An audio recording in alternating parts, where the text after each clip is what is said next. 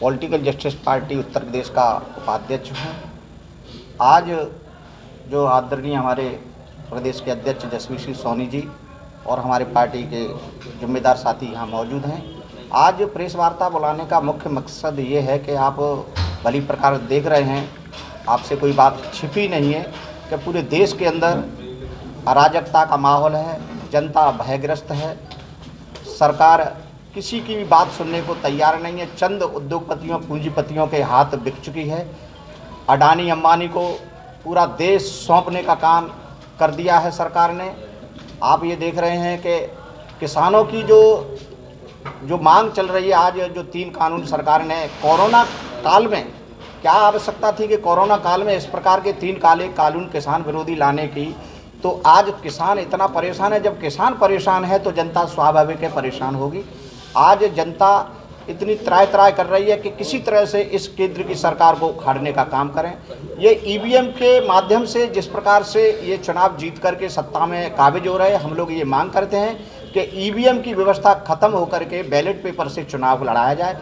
आज उत्तर प्रदेश के अंदर मुख्यमंत्री सरकार पूरी तरह से बेनकाब हो गई है कि फूलगढ़ी हाथरस की जो घटना हुई थी मनीषा वाल्मीकि प्रकरण में, जिसके द्वारा पूरे देश में जनता सड़कों पर थी, उसके जो घटनाक्रम था उसको योगी आदित्यनाथ और हाथरस के डीएम ने पूरी तरह से शासन प्रशासन दबाने का काम किया। लेकिन उन्हीं की सीबीआई ने जो जांच की, एसआईटी ने जो जांच की, उस एसआईटी और सीबीआई की जांच में वो पूरी तरह से दोषी 4 अपराधी जो गैंगरेप मनीषा वाल्मीकि के साथ किया था, जिसके गैंगरेप के बाद उसकी हत्या कर दी, 2000 पन्नों की चार्जशीट सीबीआई द्वारा माननीय न्यायालय में दाखिल कर दी है। तो इससे बेनकाब हुई है सरकार। आप ये देख रहे हैं कि सरकार गुंडों को, अपराधियों को संरक्षण दे रही है।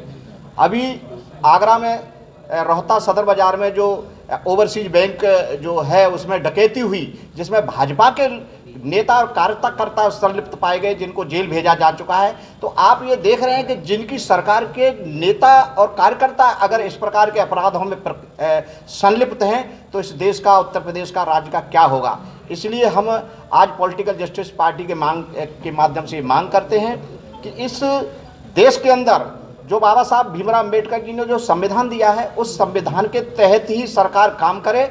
समता मूलक समाज की स्थापना के लिए बाबा साहब ने हमेशा संघर्ष किया, लेकिन ये सरकार संविधान को दरकिनार करते हुए मनमाना काम कर रही है। तानाशाही, इतना तो हिटलरशाही अंग्रेजों के टाइम में भी नहीं थी। हम ये मांग करते हैं कि शिक्षित बेरोजगार युवा को रोजगार दें। किसानों की तीनों जो मांग है, काला कानून जो आपने लागू किया उसको वापस लें, और जो गुंडा राज, भूमाफिया उत्तर प्रदेश के अंतर्गत गुंडा राज व्याप्त है।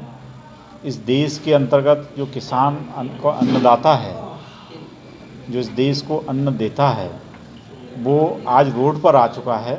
तो ये बहुत ही खराब समय है या बहुत ही विडंबना की बात है। इस देश का अन्नदाता अपने हक की लड़ाई के लिए रोड पर आ गया है। इस देश ने जो काले कानून तैयार किए हैं 3, उनकी मांग है कि ये काले कानून वापस लिए जाएं, लेकिन सरकार के कानों तक आवाज़ नहीं जा रही है, उनके चूं तक नहीं रेंग रही है। इसलिए हम भी चाहते हैं कि इस देश के अन्नदाता की मांग को रखते हुए ये काले कानून जो भी पास किए हैं तीनों वापस लिए जाएं और किसानों से माफ़ी मांगी जाए।